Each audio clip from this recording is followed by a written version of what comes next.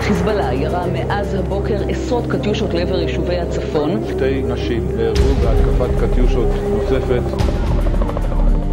Israel 2010, a new reality.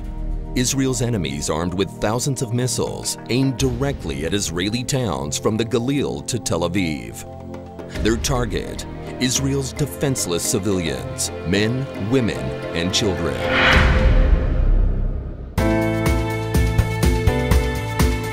Drawing on values that unite the Brotherhood of Firefighters, EVP recruits firefighters to join their 1,200 Israeli partners to protect Israel's 7 million citizens.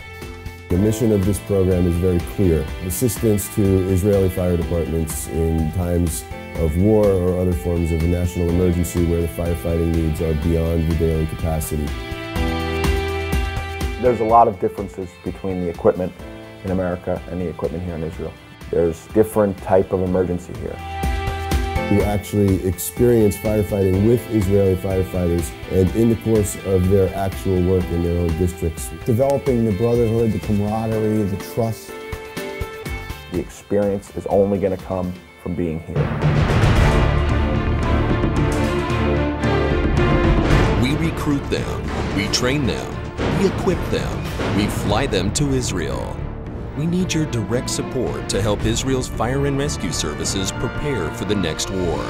What Israel needs from us as firefighters is not only our skill, but our commitment to be able to come here and protect Israeli life in times of crisis.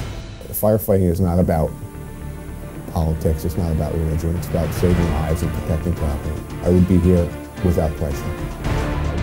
By supporting a firefighter, you are directly involved in saving lives in Israel. When the time calls, we will be the first ones on an airplane coming here to help. Your contribution saves lives. Join us for the safety of Israel.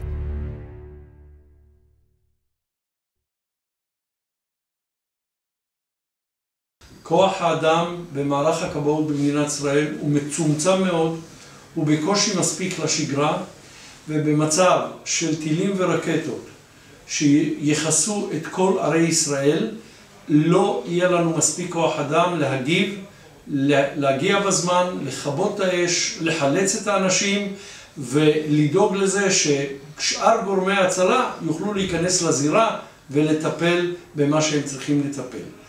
אנחנו נצטרך להיות שם בכל מקום ראשונים כדי שנוכל לתת לאחרים לבצע גם הם את משימותיהם.